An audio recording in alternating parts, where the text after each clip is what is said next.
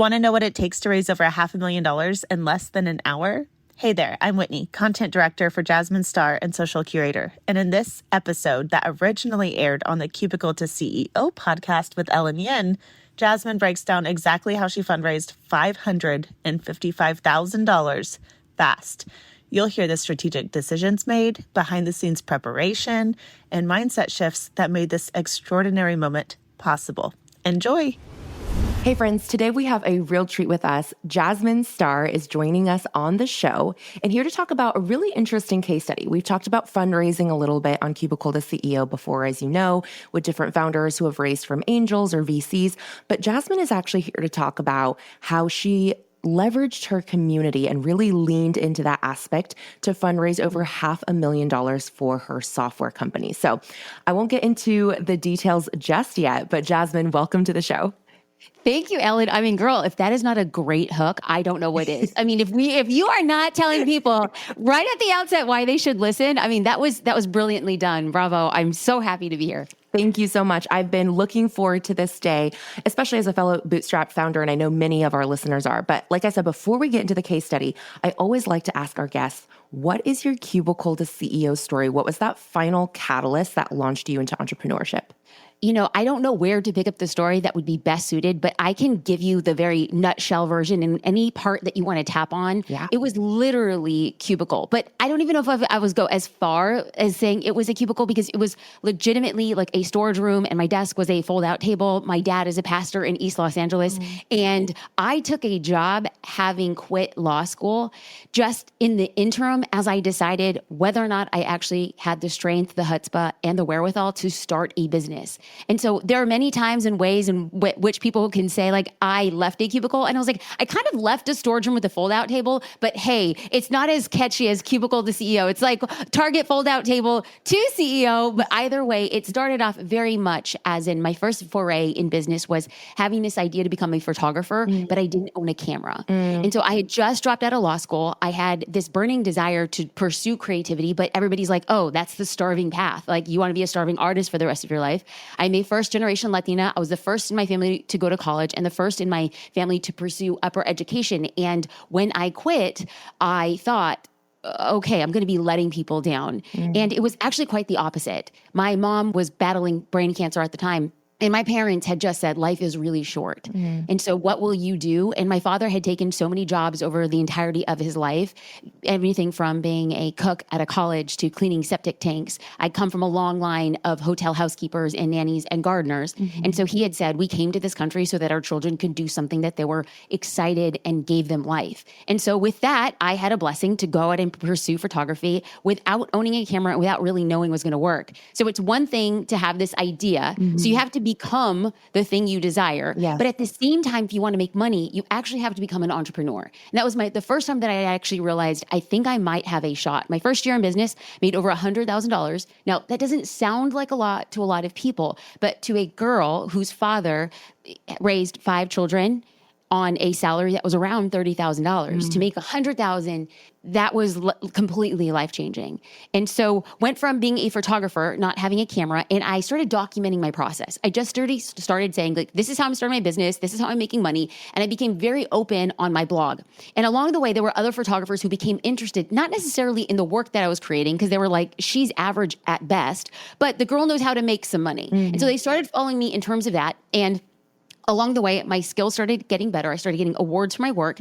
And my husband and I, having never done anything online before, people were asking a lot of questions. And so I was like, you know what, I can probably make a PDF. So we just threw together an online shop. And that was the first time that I realized that there is a way to have a business online and then have an online business. Those were two very different things. And it wasn't until I had actually realized that having an online business means that you are making and generating money without your direct hour for hour, dollar for dollar trade. And so when we first created digital products, we then started realizing that we had a way to scale this over time. I started creating videos. And from that point, people asked me to start consulting in businesses. And so I started consulting with small and medium-sized businesses. And then what happened was these companies, I was going in and I was talking to their branding and marketing teams on how to build a brand and market on social media. And they said, well, can you and your team just come into our business and do it for us? And all of a sudden I started realizing, oh, this is becoming an agency model. And I don't want to do an agency. Right. I want to help business owners. I don't know if I want to help organizations, at least at that time in my career. And so I started creating online courses. My first course dropped in 2016. Oh, gee, And love it. I know. And that was the first time that we had ever created a 7-figure revenue stream in less than 12 months. And I was like, oh, there's something that's different that's going on here. So we started creating online courses. And then the feedback we started getting was people wanted something with a little bit more consistency since marketing was ever evolving. Right. So we launched a membership. And we had said, when I say we, my husband, my co-founder, we had said, if 500 people sign up for this membership, we would be so excited. And so we had a 5-day card open period and 2,444 people signed up for the membership. And we were like, oh, something is here. Yeah. And over the years, the membership kept on expanding, but we saw there was a friction point. And within that friction point, people wanted to get their marketing resources and actually post them to social media. Well, in order for us to do that, we would need to integrate with the largest social platforms. And in order to do that, you needed a tech platform. We actually had to build a SaaS company, software as a service, in order for us to fully deploy on that customer journey. So in 2021, we debuted our own tech stack with our own coding, our own team. And since that point, that's really where we've stepped in and leveraged along the way. Wow. Well, I have to say there's a couple things top of mind. First, I can relate to so much of your personal life. I'm also a first generation Asian American. I know, behind the scenes, you're twin. My younger sisters are identical twins. So I grew up in that family environment. And I know. And also hearing you talk about, working in that closet at your dad's place while you were trying to get your photography business initially off the ground. That made me laugh because my dad also has a company that he started towards the tail end of my high school. And I do remember at one point working in his storage closet. And there's actually some video recordings from my very first course I ever created back in 2019, where you can see the piles of boxes behind me. I'll have to find it sometime, but that just made me laugh because it's a unique story, but also there's so much about entrepreneurship that is shared, that is, something that we can have in common. So love that. But one thing to note before we actually get into the data and analytics, I want to really highlight what I think that you and I are talking about is everybody starts somewhere. Yeah. And I think that sometimes we joke Apple started in a garage and we like to talk about the formidable days of us, creating a course in front of piles of boxes or on a fold out table from Target. Yeah. But at the end of the day, I think it's really important that we do share those stories and we normalize them because it's oftentimes that what people see is this beautiful version and shiny and gorgeous and amazing high production value of Ellen today, but we all started at the same spot. And then there's some of us who are willing and have the strength to endure those embarrassing, scrappy, really ugly, awkward moments in the beginning to get where we're at today. So if you're in your proverbial storage closet or cubicle, please know we all start there. Yeah. It's those who have the courage to continue to pursue. And those are the people we get to speak about and speak to today. So again, thank you for the honor. Such a good word. I can tell that you're pastor's daughter. Love that. Are you going to give me an amen? Are you going to give me an amen? Because amen. Okay. I love that. And to add to that, I would also say, even hearing Jasmine's story, for those of you listening, what I want you to take away from that is, when you were talking about, I started a photography business without even a camera, at no point in time, I'm sure when you were at that stage of business, did you think I'm going to be a founder of a SaaS company, right? It's interesting never. How, as you evolve and you allow yourself to actually experience new things, it shapes perspectives or allows opportunities to open up that you wouldn't have been able to dream up in the moment that you currently stand in because you haven't yet had the experience. So I really wanted to highlight that point. Thank you for sharing your story. I always love hearing the varied paths that people go through to get to where they are. And Ellen, God, we're going to get to the data analytics. Yeah. People are please stop with the chit chat. But I'm no, it really does bear repeating that was such a great point because at the time, my soft, kind, hopeful brain was really only ever wishing that I could travel the world with my camera, that I can actually create a living. All I was trying to do was substitute a salary with my camera. Like that was my biggest ambition. That was 14 years ago. Like I'm blown away that I just think like, Jasmine, if you stay in the game another 14 years, if you have the willingness to get punched in the gut, lose a tooth, walk around with an iron lung, but you get to do this thing, it will look so different and it's better. I've always maintained that the future will look different and it will take longer, but it will be better than you imagine. And so it's on that note that we could start this conversation, because I don't want anybody to hear me speak about something we've done. And then what happens is it turns into a story of gold-plated grit. Yeah. Brene Brown says that it's easy for us to talk about hard moments or big moments. And we're like, oh, that was a hard thing we did, but this is the thing I learned about it. And we see that a lot on social. We see that a lot in digital marketing. But what we don't talk about is the grit, the grind, the ugly, the fear, the doubt, the scrappy action, the inaction that all creeps up that stops a lot of us. And so I want to like really truly start there before we get into the shiny stuff and let us know it's like, it takes a long time to get here, but it's better than we had imagined. Yes. And I really appreciate that pre-frame. I think it's super encouraging. It reminds me of one of my favorite quotes. I think it was like the founder of McDonald's saying, yeah, I'm an overnight success, but 14 years or 10 years or whatever he said is a long, long night, right? So that's right. That's right. Absolutely. That's right. So for a little context for our listeners, and before we actually get into some of this data around how you were able to fundraise over $500,000 in 1 hour, you guys, which is absolutely mind-blowing. But tell us a little bit more about the actual SaaS product, about Social Curator. Give us the context of like who it's for, who uses it, what the price points are, just so we have that background information going into the rest of this case study. Thank you. So we'll just give the facts and give a good idea of where we were at the journey when we decided to fundraise in this way.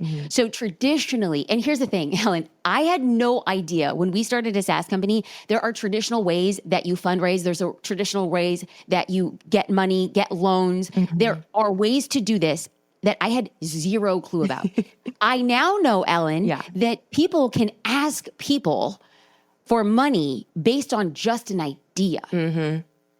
I know it sounds foreign, but I'm like, oh, wait, I didn't know that. And so here we were with a proven product. We had a membership, but a lot of friction points within that membership. And so we already had high revenue, high profit, proven concept. And I didn't even think, oh, maybe we should go and get fundraising so that people can actually amplify this idea. So what JD, my husband and business partner, decided to do was at this time, we have a few thousand members and we had been using our money and reinvesting it in the business, but we had these large enough profit margins for us to make a strategic bet that if we continued to bootstrap and build out our own tech team. So at the time, we were charging $49. And we knew that if we raised the price to $59 with all of the added benefits and the features, that was coming in the future. We would be able to recoup costs in the future. We had to get to that point. And so for us, our members at the time were paying $49. Now, this is for a small business owner who feels very overwhelmed with social media. And so what we were doing and implementing at that time was you would come in, you would create a profile about your business, how you refer, what is your voice like, what is your business called? And then what you would do is you would be able to go in and create your social media post. Now we've been leveraging and adding a layer of AI to this. And so what happens is you have education, you have courses, you have what we call action plans, you have a community. We do live business coaching on the inside. And then what people can do is go through and schedule and plan all of their social content for the day, the week, the month. And that was the offer. And we're like, great. We know that you guys are having a hard time with our content, taking it off our site and scheduling it on a third-party planner or directly on Facebook, Instagram, TikTok. So we decided to say, we will front end this investment. And we did that successfully for about 2 years. But what we wanted to do was expand the team. And expanding the team would require more money. And so JD and I said, can we fundraise from our own paying users so that they will be the people who are funding the business and they will be able to see the future and be part of that future build. Amazing. So just to make sure I understand correctly, you already had, a first iteration of this SaaS product that people were actively paying for, like you said. Correct. So these were people who were bought into the software, but you wanted to kind of upsell them, or not even upsell, but just have them buy into the vision of the next level of this 100%. Of this software. Okay, you actually 100%. You took the first question right out of my mouth about why did you go the bootstrap route? So that makes total sense. Just not knowing, the other funding options available. So with that, said, Can I stop there for 1 second though? Because if anybody's interested and they're like, oh, well, now I know, or maybe prior to the conversation, they knew they can get capital in that capacity. One thing that I'm so happy why we stayed, not knowing actually was a benefit, because what happens is when you take money, everything comes at a cost. Yes. And I'm not talking about investment costs. I'm not talking about equity. I'm not talking about interest. I'm actually talking about when somebody gives you money, they then have an opinion. Yes. And the more money they give you, the more opinion they have and the more weight that opinion holds. Now, when you are a founder and you so distinctly understand the pain and pressure point of your member, your user, your client, then having somebody else who's less familiar speak into the future iterations can sometimes dissuade you or put pressure on you to make a different decision that's against what you know to be true as a founder. So for us, not taking that money gave us the power and freedom to run fast and not have to pay any attention to anybody else. I love that reminder. It's funny because I have a coffee mug. I'm not drinking out of it today, but my friend, shout out Frenchie Frenzy, gave it to me. It's called Stay Close to the Money. And as you were talking, that literally is what popped in my brain because Cheers. Yes, cheers, because you wanted to stay close to the source of the actual recurring revenue, which is which are your customers. And as an angel investor myself, and having been on the other side, obviously with angels, some are more involved than others, but I totally understand what you mean. Like for every investor that you have on your cap table, it's essentially like a mini boss. It's like someone who you have to answer to because their ultimate priority is to get an ROI on their money. And so you now have to lean towards that goal when maybe the real goal is at this moment in time, I need to best serve my customers with this product. And sometimes those are competing, priorities. And so I love that you gave that extra context for our listeners. Thank you. Knowing you did go the bootstrap route though, I really want to get into all the specifics of the offer because I'm so curious. I have so many questions. Okay, so I'm gonna try to keep this concise for our listeners. But basically, when you decided to fundraise from your community, you were going to offer 300 lifetime subscriptions at $1,500 each, and you were going to make this offer available for exactly 1 hour. So I really want to understand your thought process behind these specific numbers. So first off, the immediate question that popped into my brain was, okay, why lifetime? Because in a SaaS business, you know that the customer, for every month they stay on, there's still a cost incurred in the support, right, to service that account. And so when you think about it, $1,500 based on your current pricing of $599 a year, that's about 2.5 years. It would be the equivalent of if someone stayed on your platform for 2.5 years. But I imagine that for a lifetime customer, the amount it costs to service them will exceed their lifetime value, their LTV to your bottom line, right? So I'm just curious, why did you pick lifetime instead of, let's say, let me give you a better deal for like 3 years and you're just kind of buying bulk up front? We were definitely in the position where we like to identify an irresistible offer. Like it has to make so much sense that you're like, well, of course I would do that. And the beauty about having a strong SaaS offering, specifically over time, is that the better we get with the product, the less support they're going to need. And so the largest part of a membership and or a SaaS offering is getting somebody caught up to speed and then building a level of consistency. But specifically with the improvements that we've made to the platform is that it should be taking less and less time over time to create the content and get a result. And the better you are at creating the content and then getting a result, the less support we have to have. So there are certain sunk costs with the nature of what it is we do. There are sunk costs according to every month we provide a new action plan. This is like, what do we see out in the marketing landscape? We're going to give you clear ways for us to do that. There's a sunk cost inside of the community. We have challenges and ongoing things that people can stay participated in. But if we have 2 users or 200,000 users, that's the same price. So we've already accepted the fact that there's going to be certain sunk cost. But what we see is the user on the front end will require the most amount of investment from our customer success team. But the longer they're with us, it's a declining amount of time. So for us offering lifetime, it made a lot of sense because I'm like, the happier are, the less time that we need. And then at the end of the day, do they walk away the ultimate winners? If they're the indiscriminate winner, they're going to become lifelong fans and evangelists. And I thought, I'm okay with that. Okay, obsessed with how you describe that curve. I'm someone who thinks and literally visualizes in analogies. The thing I saw in my head when you were describing that was my current, so I've owned the house that we're currently recording out of for 4 years. I'm actually selling it right now, but my loan. I know you're going to get a duplex, girl. I did You my did your research, homework. honey. I did. Thank you. But I was thinking about, when I get my monthly mortgage statements and you see the loan amortization, right? So like the interest you pay in the first 10 years of owning a home is greater than the principal or the amount of your mortgage payment that's going towards principal. So I see exactly what you're saying. And I find that to be very true. Even outside of the software world, I think anybody listening, even if you're in a service-based business, the onboarding of a new client is always more intensive than to maintain a current client. And so that's an excellent point. All right. So we talked about why lifetime, the actual price point. So at the time when you did the sale, and please correct me if I'm wrong, you offered it to them for $1,500 and you limited it to 300. So is that kind of like an arbitrary number that felt like, okay, if we get 300 people in at this price, we'll get the amount of funds that we need? Was it just literally a math problem, or was that 300 decided in a different way?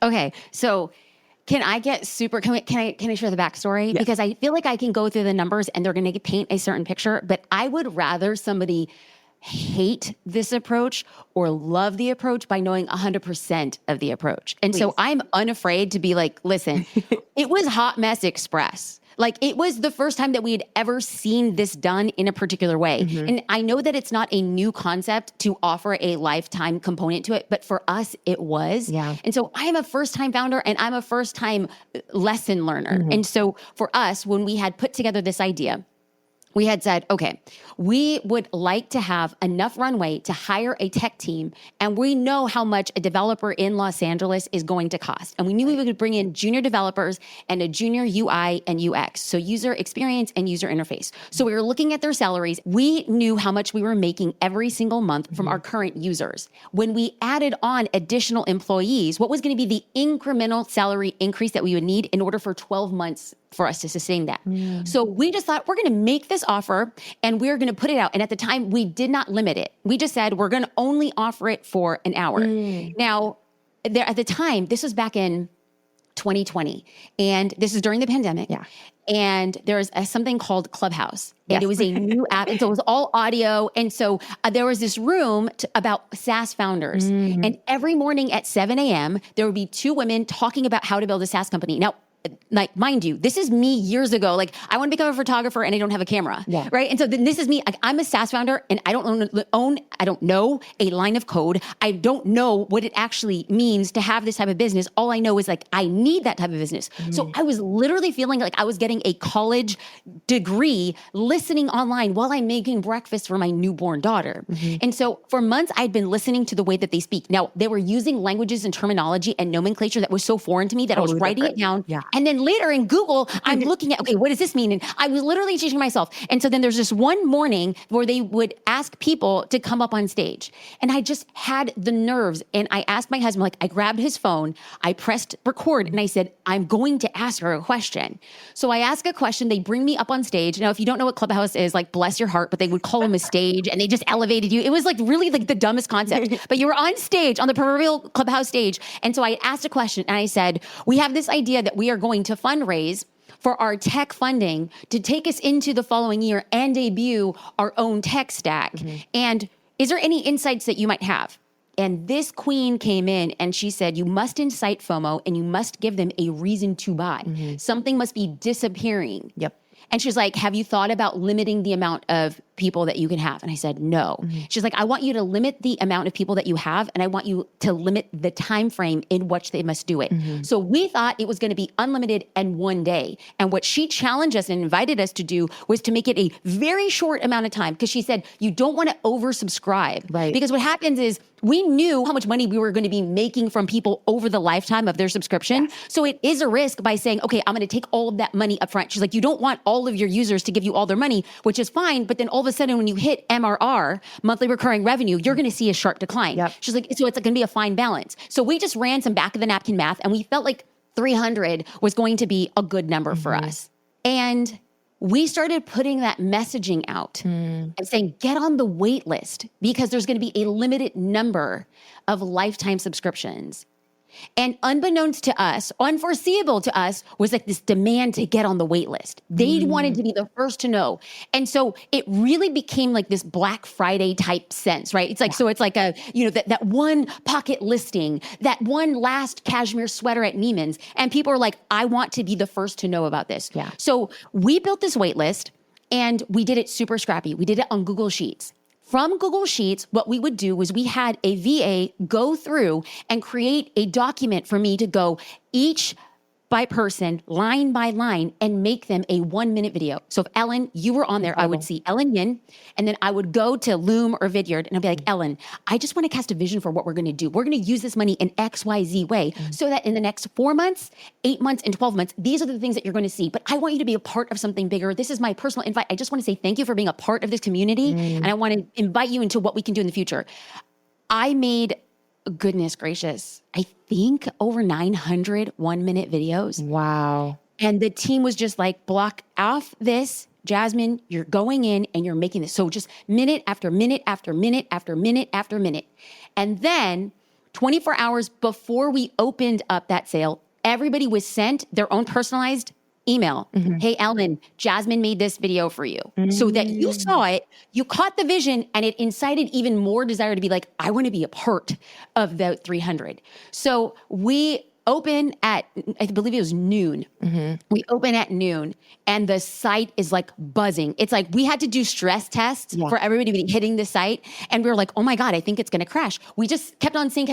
And things happened so much faster that we ended up raising $555,000. We ended up oversubscribing and closing the round sooner. We couldn't even get to the hour because we knew if we actually take this to an hour, we're going to have way too many people come in. Yeah. And so for us to raise $555,000, I just don't think that I was emotionally or mentally prepared to see that happen so fast and have so many people so excited, and then having people be like, I can't believe I missed this. It was the first time that I actually saw what it meant to have a community get behind a thing that was much bigger than myself, the team, or even the business. It was about who they saw themselves in the future. Wow. Okay. I have so many questions.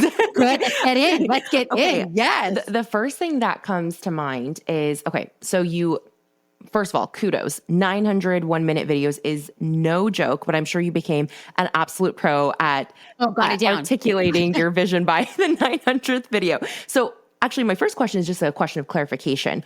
Were there 900 people on the wait list then? Hence the 900 videos, or did, was it more or less? Just wanted to make sure. Every person on that wait list. And what I'm going to do, I'll get you the exact number. Maybe it wasn't 900. Maybe it was 600. Maybe it was 1600. I actually don't know. But yes, everybody on the wait list did get a video. Okay, awesome. And then you said they got an individualized email delivering that video 24 hours before you opened the cart. At the point when they received the video, did they already know tomorrow is the scheduled date for the drop? So they were already anticipating, right? Yes. Okay. So we said, hey, it's going to happen on this day at this time. Sign up for the wait list so you're the first to know. Got it. And so we were cultivating emails, speaking to that audience specifically. Got it. And then for the hour, you said you can't remember exactly, but maybe it was around noon. Again, I just love to understand the process behind every little minute detail and decision. So noon. Why noon? Was that a time that typically, for example, in my business, I find that I often do live events at 11 a.m. Pacific time. And I think at this point, it's probably just habit. There's not really any real data that shows that's the best time window compared to other ones. We haven't tested that many. But I'm just curious for you, did you pick middle of the day and a middle times, or if you're in LA, I assume you're on, Pacific time, West Coast, right? But did you pick a specific hour that you felt like the most number of people could be active and get to their computers or their phones to buy? Or again, was that just kind of like we're just going to announce the time and then people will show up and make it happen? It was either 11 to noon or it was noon to 1. Okay. So that time frame. And so what I've discovered is my favorite time to do webinars, I am based on the West Coast, is 10 a.m. I love that time. But what I've discovered is that 10 a.m. Hawaii is 3 hours ahead. Right. So 7 a.m. is a little bit early on that side. Yeah. And when we move it to noon, we have 9 a.m. Hawaii, noon Pacific, 3 p.m. East Coast, but also 8 a.m. London. We have a very large contingency. So our largest market is going to be the U.S. represented within the community. U.S., Canada, and England and Australia are pretty close behind that. Yeah. And so because we have a SaaS offering that they can access at any other time, this is not like a course or a live dissemination of information. Yes. We wanted to make sure that we kind of had level ground for all people who were interested. So yeah, it was a strategic time frame for us. Okay, thank you. I had an inkling, but I wanted to be sure because it's always really interesting to hear just even how the slightest decisions can make a difference in the success of a launch or a drop like this. Okay, so $555,000 came through. The last piece of the $1,500 offer itself was, how did you land on that price? Why $1,500? What was the thought process behind that? It was what we wanted somebody to make to be a part of it. So the more that somebody invests in something, the more they have like active value or ownership to it. So we did want these lifetime members not to have money that they could just indiscriminately spend and say, oh, that was something I did. Yeah. We wanted these people to be the people who were giving us feedback on the product. Yeah. And we knew that $1,500, it wasn't exactly $2,000 and it wasn't $997. We really liked this $1,500. At the time, our pricing was $49. So we said, for somebody to be in here for 3 years, do we think that we're going to over exceed that 3-year value? And the answer for us was heck yes. Yeah. And as long as we knew that the people we serve are getting a better deal all in, that's what we were 100% about. I think it's a great filter actually for a lot of our listeners to think through pricing. Like, okay, pricing is subjective, right? It's like when someone says, oh, does anybody know an affordable hairstylist? It's like, well, what's affordable to you, right? That's very nuanced. And so I love the way you're thinking instead, where it's like, it's not about, is this price quote unquote expensive or cheap? It's more so, yeah, like you said, within the time frame or within the container of what you're giving them, would it be a better deal for them to part with the money than to keep the money and, Correct. Do things the way that they are? So love that mindset shift. So this wait list, then you said you were driving these people who were interested in knowing about the drop, being the first to know, onto this wait list. But you also said you did have your pre-existing users on Social Curator. So the wait list, was it open to the public or just to the people who are already active users? It was just to active users. And so one thing that we like to balance very strategically is how much we're making an ask publicly. So I've always grown up with this idea, give, ask. Yep. And Gary Vaynerchuk had a much smarter way of saying it. He says, jab, jab, jab, right hook. Yeah.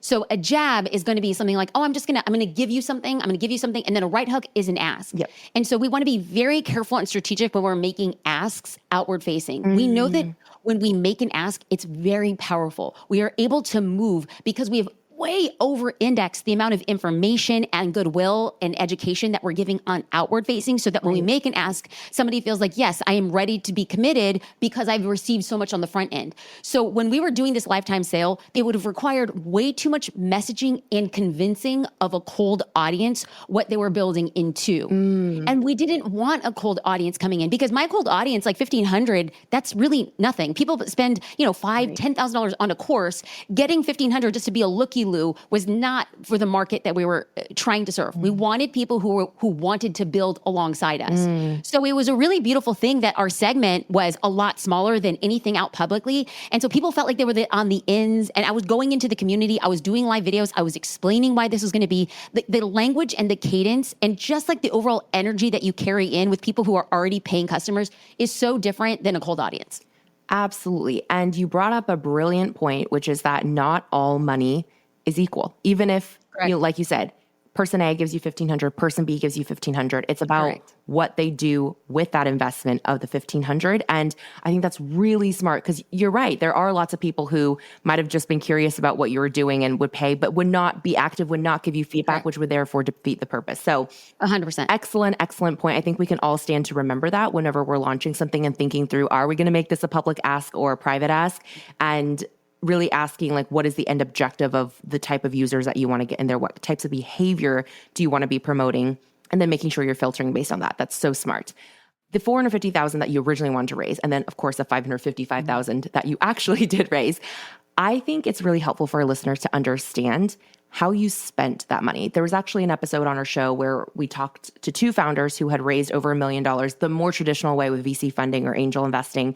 And we actually broke down like their burn rates and like what they were spending on. But for you as a SaaS founder, I'm curious, you had mentioned that you were planning to hire some junior developers, some engineers. So I know staffing was the main priority, but was there anything else within that $500,000 spend that you had deployed that capital on pretty quickly after this closed and or are still deploying? And I would just love to know, what you're spending on to continue to grow Social Curator. Absolutely. So because we started off as a membership, anybody who has a membership understands that the profit margins for digital goods is just bananas.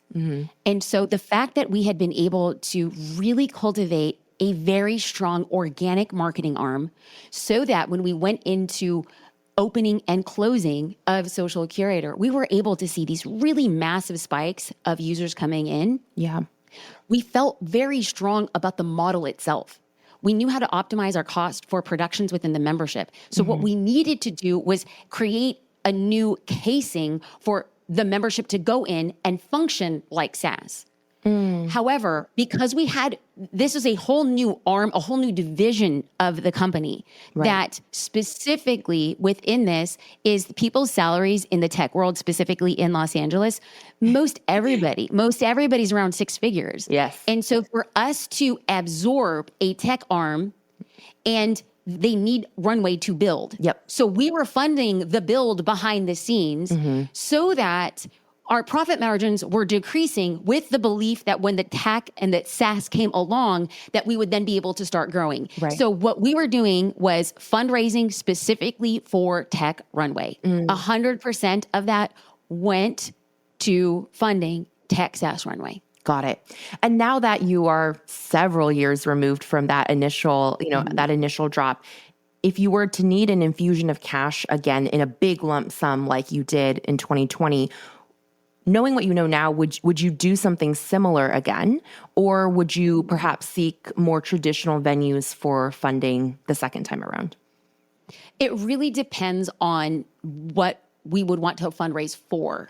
I do believe that if we go for expansion, like pure expansion, I think that traditional bank funding, angel rounds, VCs would be a better way to go because it's hard to sell somebody on this idea of more. We want more. Yeah. If we were to offer something else that improved their relationship with the platform, that improved the community, offered a different feature set, offered something that directly benefited them, I would 100% go back and fundraise from this crew. I think it worked before. It's very, very, very win-win. However, we have to be able to show the win-win. So depending on what the objective was for the fundraise, I think I would choose according to that.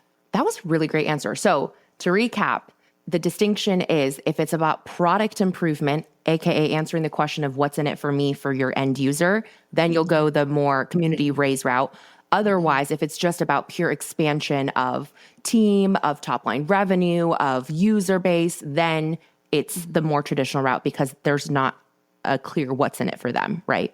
Absolutely. And given our fortuitous position, I probably would not go seed, angel, or VC. I would go bank. So bank loans are so hard to get because banks will only give money to people who are already making money. Yeah, they're so risk averse. It is. They're so, but however, if you have a business that is proven that you're making money, but what you need is a cash infusion for expansion for this, and you can clearly articulate the ROI and what time frame, we would be able to do that. And again, I would go bank route because I don't want somebody telling us what to do. And a bank doesn't tell you what to do. They just need to know, are you going to pay us back and by when? Yeah. And to me, I would still go for that money. Any money that doesn't come with an attachment of a micro boss is money that I would pursue first. Yes. And no equity that you have to take off the table for somebody else, right? Correct. Yes. Correct. So smart. So this flash sale, I know we already talked about it exceeded your expectations. You cut it off before the hour. I'd love to know just like a peek back into that day where you and JD literally hunched over your computer watching the sales roll in and you turned to each other at a certain point and go, we got to cut this off. And you just like made the decision right in that moment. Or were you kind of like going back and forth for like 10 minutes being like, should we close it? Should we let it run the full hour? Like give us a little behind the scenes peek at the real dialogue that was happening in the moment that you decided to shut it off. Ellen, thank you so much for this question because I've never spoken about it. So we've been in business long enough to know that despite your best efforts, you're not in control of the outcome. Yep. And so while we gave it 110%, we also knew we weren't guaranteed 300. We weren't guaranteed 3. Yeah. And so the way that we have learned how to be unattached is to decide where we're going to be and how we want to feel regardless of the outcome. And so when you're thinking about this is fundraising. It's not a make or break. Yeah. We have these goals and we have hopes, but we're okay if it fares the way we want or not. So Seth Godin said it best. He doesn't want to ever pursue a test that must work. So for us, and I love that because this was a test that we hoped worked, but it was a nice to have. It wasn't a need to have. Yeah. And so what we decided to do is we had said, we're going to be out. We're going to arrange for a babysitter. We are going to go to lunch and we're going to celebrate whatever happens. So we had already decided that by the end of the hour, so it was either that we were at lunch, planning to be there at noon or at 1, that time frame. So crystal blue skies. We live in Newport Beach. We decided to do something local. We were outside waiting for a table. And he and I were not expected to be completely glued to Slack. There was a channel and we just kept on seeing people come in. We were getting these notifications. And the team and I were just slacking. We're like, do we pull it now? What do we do? Oh my God. Do we stop it? Oh my God. Oh my God. So it's just this complete thread. Yeah. And JD, who is an Enneagram 2, wing 3, in a place of service, wants to help people all the time. Yes. He's also big on celebration. Yeah. But I am talking about, there was one time where we had a launch back in 2017 and it was tanking so bad. Yeah. It was an offer for a brand new course. Yeah. Now I'm not in this flash sale anymore. Let me back up a little bit to kind of paint a picture of how he functions and what we learned in this lesson. Please, yeah. So in the middle of this launch, and it was tanking so badly, and I was having a freak out because we had pre-invested money in ads. And I'm like, when is the ROI going to happen? Because we had anticipated that we were going to be cash flow positive from these ads by this date. And it wasn't happening there. And I was in full on freak out mode. And we had this really expensive bottle given to us by clients of wine. And he said, let's go outside and let's start a fire and we're going to enjoy this bottle of wine. And I said, you're crazy. I am not opening. Like, I have to deserve opening that bottle of wine at some point in the future. And he had said, if we cannot enjoy a beautiful bottle of wine at our worst moments, we cannot enjoy the beautiful bottle of wine at our best. We have to understand that who we are and what we're becoming in this moment is actually shaping who we're destined to become. So if we are going to have to go through it anyway, can we not just take a moment and celebrate this? And let me tell you, it was such a beautiful experience. I was still overwhelmed. I was still sad. And at the end of that launch, it so far exceeded our expectations at the last minute due to the scrappiness and things that we had changed and how we innovated and pivoted. Great. But what we had to learn in that moment is, when are you going to celebrate? And do you have the willingness to celebrate even if it's not going the way that you had anticipated? So now let's flash forward back to this 1 hour flash sale of lifetime subscriptions so that we self-fundraise the next iteration of the business. Is he went into the restaurant far before we'd ever closed. And he brings up 2 glasses of champagne and he said, we've already won. We won with 3 and we won with 300, but we've already won. And so to close that, my whole body was buzzing. And and JD had said, okay, when we're done, we're getting off the phones and we're just being. And I was like, yes. So when I'm slacking the team, I'm like, okay, guys, I'm gonna go to lunch. I'll be right back. Blah, blah, blah, blah. We put down the phones, we clink our glasses. And I said, I cannot believe we just did that. And it was one of those times in your life and in your business that you look back at every time it didn't work, and every time you felt like a failure, and every time you questioned the build, and every time you wondered, why did I make this decision? And how did we end up here? And what is it all for? Yeah. That just in that moment, it was just so undistilled, so good, and so sweet that I said, just be here now, enjoy lunch, and we're going to go back, get back to work, and we're going to continue building like we were before. So for that time, it was freaking epic.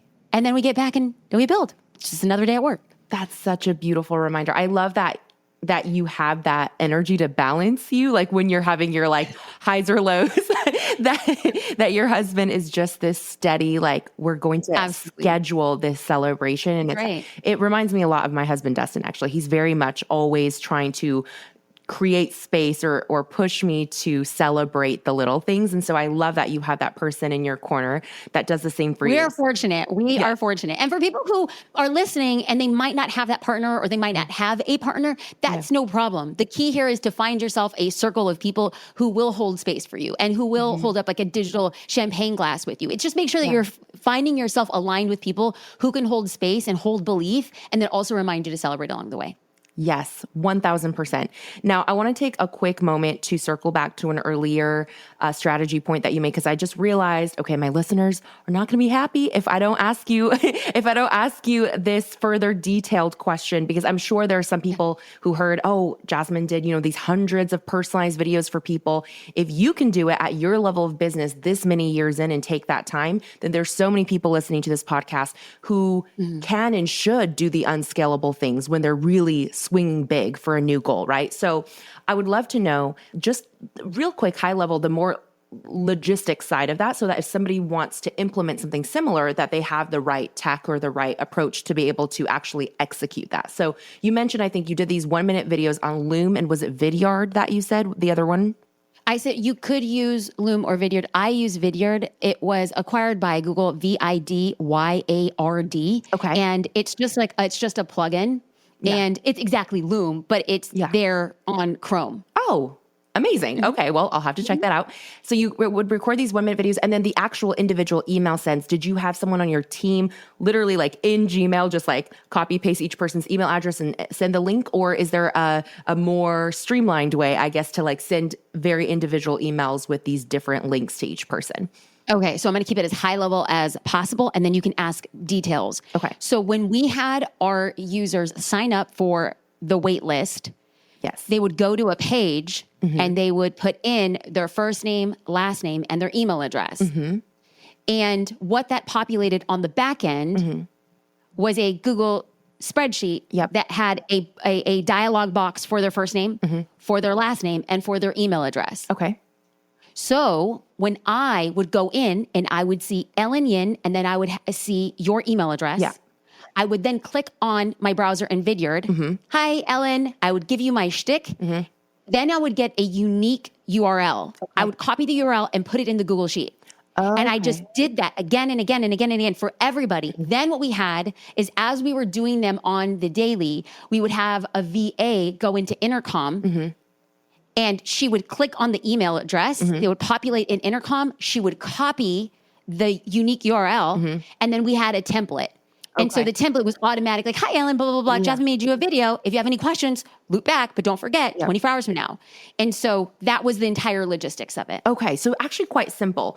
A lot of manual copy pasting, but very simple to actually execute. Okay. Yes. Love that. And at the time, and we still do, we were working with an offshore VA. Now, normally I work with all W-2s. However, there are some instances where working with an offshore VA is so much more beneficial. It's like we had such a clear system and process laid out for her that all she was really doing was copying and pasting. And she's very detail oriented. So it worked in our favor, very much so. Absolutely. And it's so foolproof, like you said, if you have a very specific process. And then of course, for some projects, it wouldn't make sense to hire a full-time copy paster on your team as a W-2, but for a specific project, that makes total sense.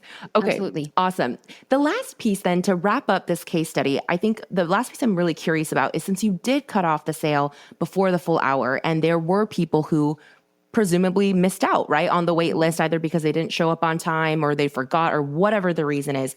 Did you end up offering anything special to those who had just signed up for the waitlist period, even if they didn't take advantage of this flash sale? Or was it kind of like a you snooze, you lose, you had the chance to be on the waitlist, and if you missed your opportunity, unfortunately, that's just it? Well, we were very clear on the front end that it was first come, first serve.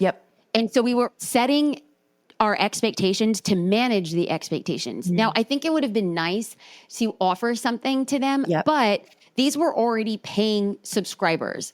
And so to me, it wasn't necessary to give anything digital because there were so many resources already on the inside of Social Curator. I was not going to downsell. I don't think that that would have been like the proper thing to do in that mechanism since we were fundraising. Yep. And we didn't get a single, we got people being like, I can't believe I missed this. We got these emails that were just break your heart. Like this person was sick and I got stuck in traffic. But we were just like, we're so sorry. Yeah. We're oversubscribed. Yeah. So we were able to walk in integrity. We managed expectations and we did not have anything on the back end of it. I love that. I think that clear communication and that pre-frame up front is often so missed. People just kind of assume that everyone's on the same page, but you really have to go that extra mile to make sure, people fully understand what they're signing up for and that they have every opportunity to, to show up if they can. So that's really helpful.